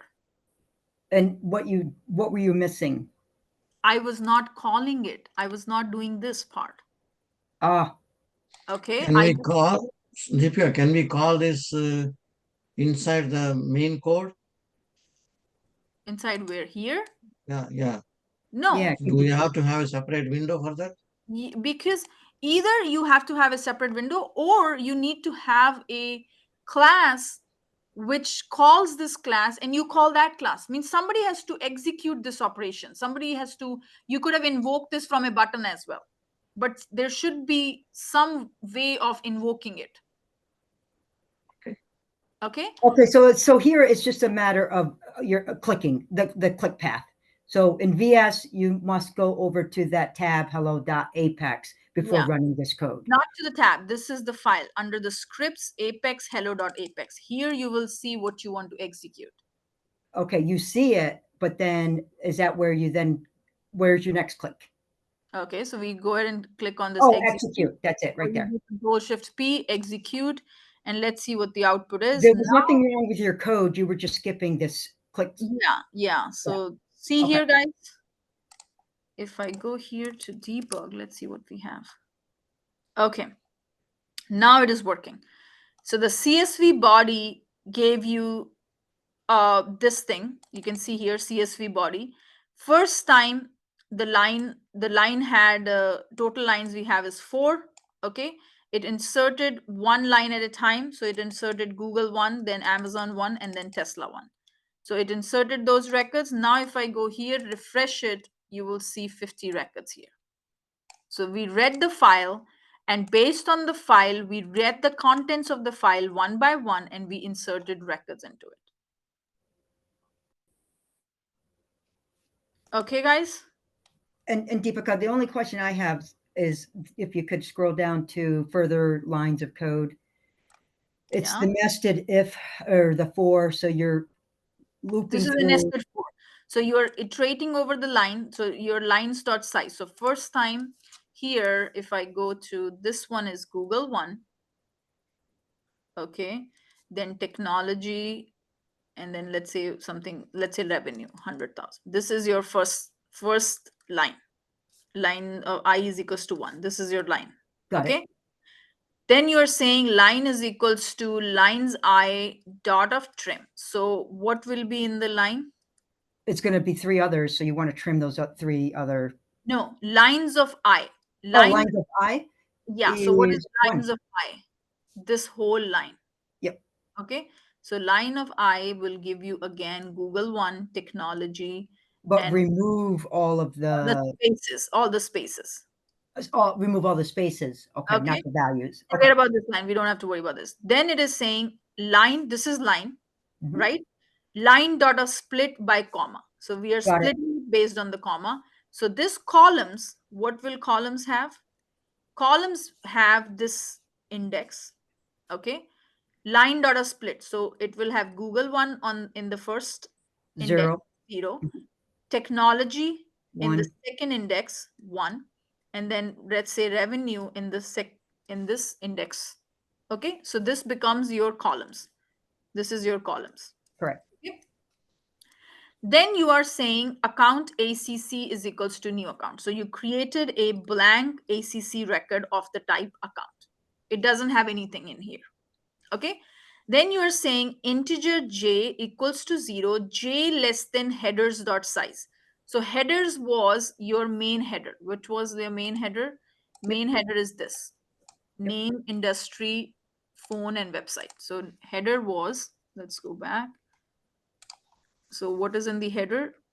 Header is name, industry, phone, and what was that? Technology. What was that? I don't remember. There was a fourth one. Okay. Name, industry, phone, and website. This is your headers. So headers dot of size is 4. J is equals to 0, j plus plus. So it is going inside. Header equals to headers j dot of trim. So what is headers of 0? So this you are doing is split by comma. So this is your header. So name is in the 0th index.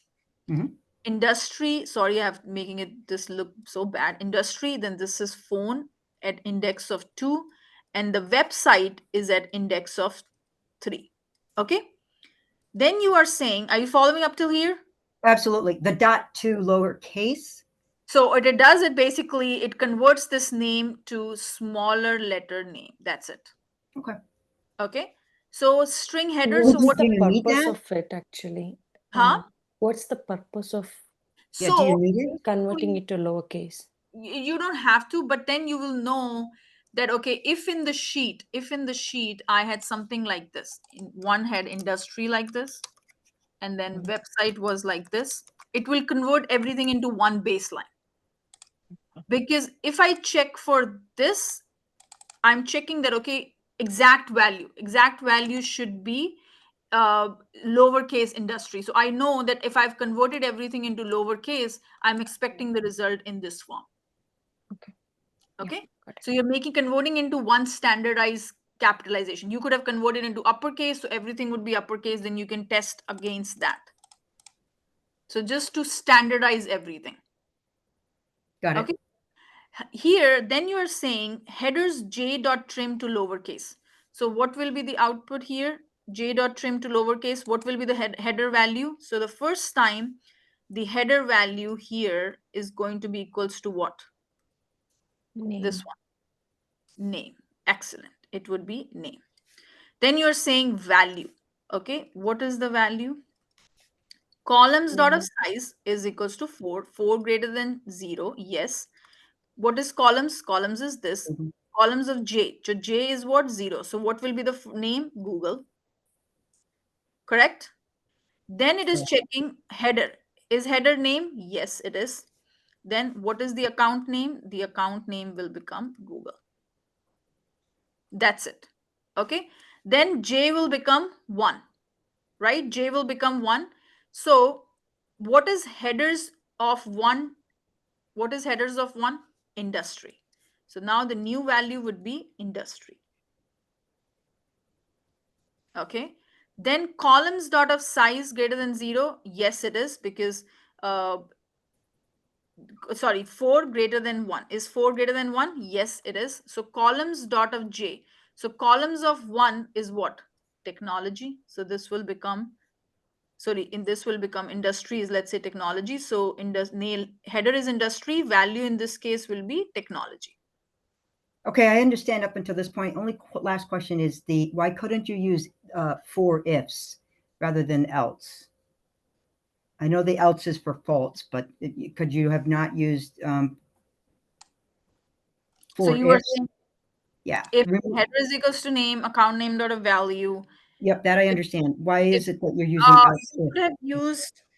You could have used, see, you don't like, okay, I'll tell you why. See here, if you would have used if header is equals to name, if this condition didn't meet, it would go to this condition. I Oh, only and it would stop. It would it, stop. otherwise it'll stop. Excellent. If Okay. I would have put multiple if, it would keep going and checking every condition. I don't want it to do that. Moment it hits one condition, I want it to just don't go through the remaining one. That's why I have used else if I would have said if it would check every if condition. Right, it has to meet every line, every condition. I don't want it to meet, because header is at one point, header can either have a value of name, industry, phone, or website. I don't want it to go through every if. Okay. It doesn't need to. Yeah, if I just had used if, it would ended up going every condition and it will not execute these condition, but it'll still execute them. So I don't want it to go through that loop of the cycle. That's why I'm using else, so that it doesn't, moment it hits one condition, it can skip the remaining conditions. Are you getting my point, Rosalina? I'm thinking that nothing will happen if you continue to loop through. Yeah, even if you use, see, programmatically, nothing is, the output is not going to change. But in the CPU working, the working of the program behind the scene, these statements will still get executed, and it will fail. Can you run it? Like, yeah, how so to if execute it? yeah, if I do this, if this name is this, account.industry this, and we will control S, deploy the source to the org. You currently have, let's change the data. Let's just do some more. We will change it to Google to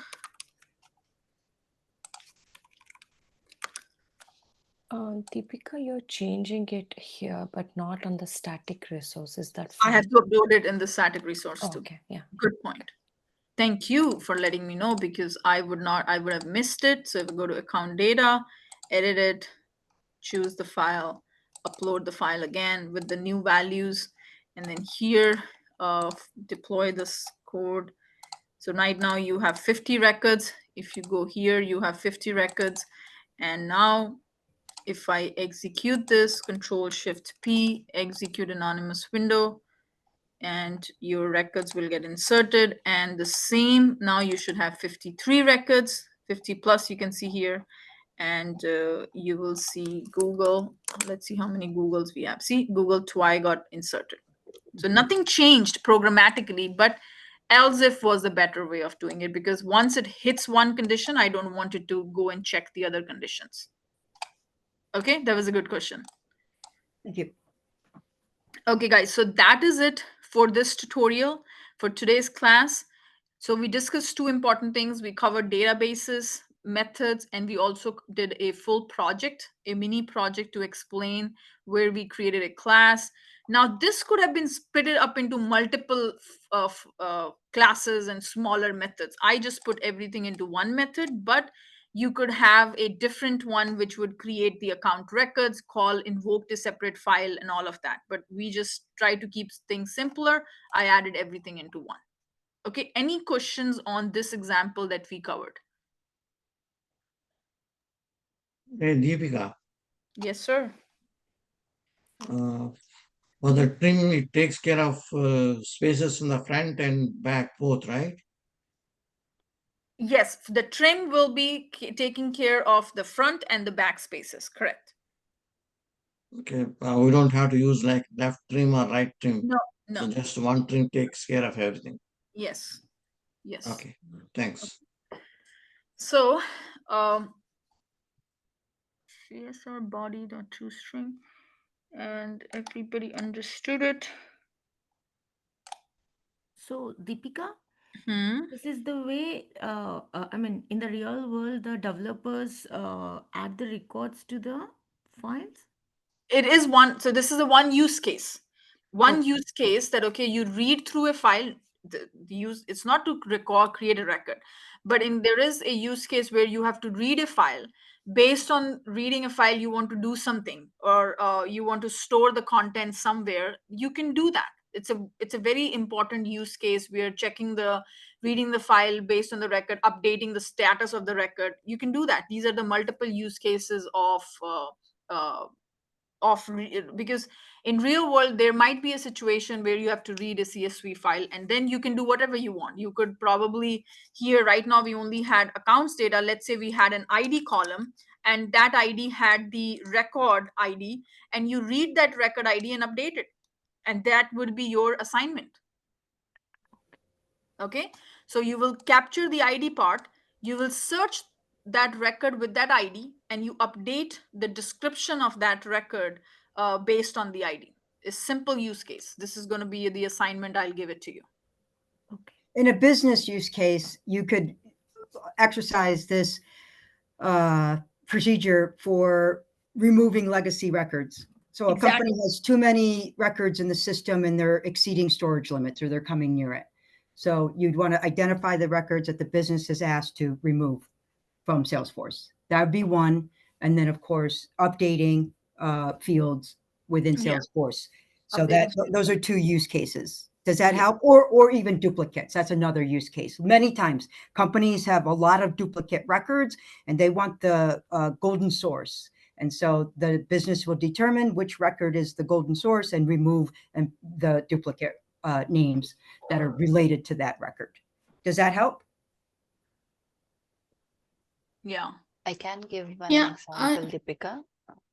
Yeah, go ahead. Like most of the time, we are not like the end user.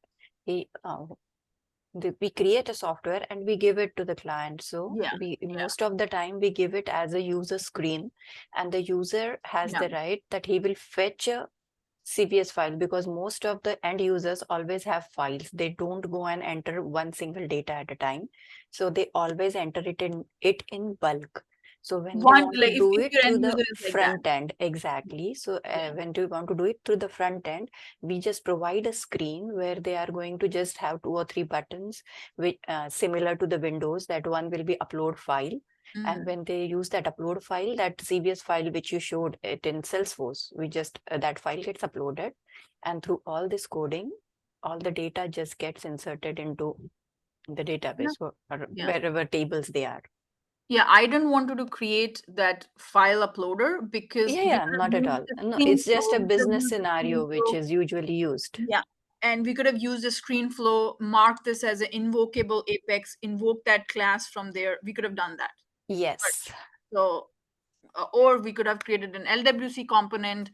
Through an LWC, you created a file upload component, upload the file, and then call this Apex class from there. Yes, when we integrate all admin, Salesforce, LWC, everything, then that's a type of project can be done. Yeah.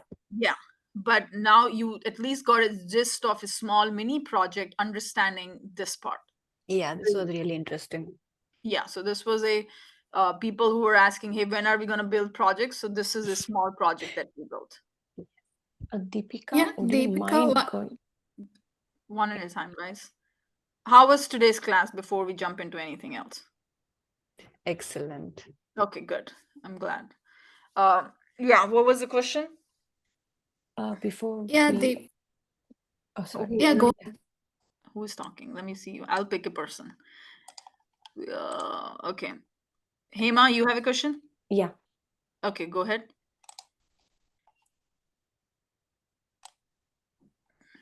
Go ahead, Hema. Sorry, I muted myself. Okay.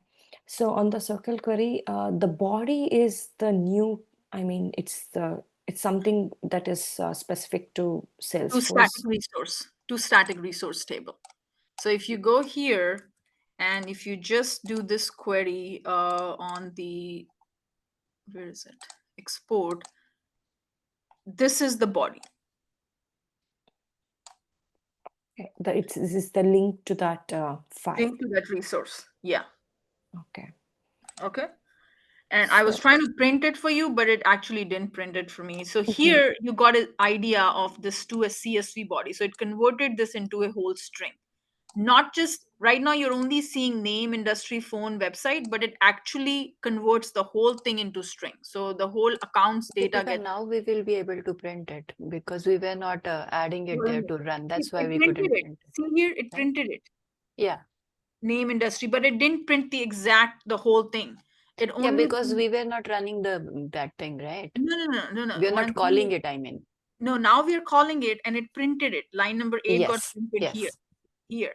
But you only see name, industry, phone, and website. It actually printed everything. Okay. But because of the limited space, it didn't go ahead and printed remaining lines. Okay. Yeah. Got it. Okay. So that is what your CSV body will have. Then we are splitting the body with the new line and all that, and we are reading it. So that's what we're doing. Somebody else had a question. Yeah, Deepika, my question is like we can also upload the data using the data loader on other tools, right? Yeah. So why here we are doing this much big code? So what's the difference between that one and this one? Data loader is one thing. Okay. Now, if I had given you a use case, read the record, okay, and checking the discount. So let's say we had a column, we had an ID column, we had a discount percentage. Okay. And Okay. based on this discount percentage, you calculate the final value. If let's say this was not there in the column and I said, okay, this ID, you get 10%. For this record, you get 20%. This record, you get 30%. Okay, you uploaded it and you want to do a certain business use case, a complex one, not just updating record. Okay, 10% discount, you update this field, this is how you calculate it. You add additional 2% more. Like if you had a complex business logic, data loader is just going to upload or insert. But if you had some conditional logic you want to execute, you will do something like this. You will read every record and you'll say, okay, do this based on these conditions. This is just a simple use case. Don't say that I have not converted a data loader. Data loader is there, but this is just to read a file.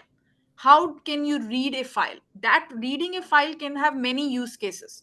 Reading the file, you can you're getting my point. Like this is just showing you how to read a file. You're not just performing basic DML actions with Yeah, but code. You're like Deepika mentioned, business requirements are complex, and so yeah, you can add conditions based on the business criteria. exactly. Like I could have made if this, then do this, if this, then do this. Then you could have multiple of those Okay. readings. You can't do that in data loader. Yes, yes, we can just upload or delete or Yeah, upload or yeah. delete. But if you had a business logic where reading that record, you want to update this record, and child records, all of that, how will you do it? So then something like this will come out useful.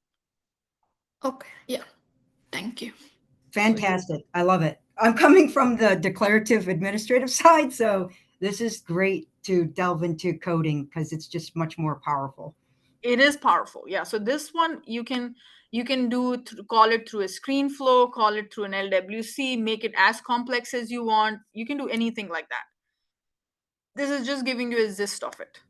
So it's interesting because flows have become very powerful as well, Yeah. and they're more low code, no code on the front end. But I know when you're working with flows, you can actually call Apex code as well. Exactly. So that Yeah. that would be a good lesson. Yeah. To So see all you how have to do flows is interact with the yeah, Apex. Apex. Yeah. So you had to mark this class as an invocable Apex, get that file from there and upload and pass it here, read that file, and then do whatever you want. So say, for example, attach a file when the conditions are met. No. Else don't. No, so let's say you created a file uploader screen through a screen flow. That file that they uploaded, you want to pass it into this particular method and let the method do all the work. I see. Okay. Okay, guys, I do have a hard stop at 12 today, but please go through the recordings one more time, whatever we have covered in these classes. Make sure you don't miss these classes. And if you miss by any chance, please go through the recordings before coming to the next class, because then you will be at par with everybody else. I will give you assignments by tomorrow. If you need any additional help, ping me during the week. We can jump on a quick call and we can discuss those queries. Okay, I'm here to help you. If you want to do a doubt session among yourself, feel free to do that. But if you need me in those doubt sessions, just let me know a day ahead. Okay? Deepika, can you upload yesterday recording as well, please? Is it okay if you want it? Is it okay if I give you I'll give you the code. Let me just give you right now. Okay, let's just do one thing, because right after this I have to head out for a lunch. But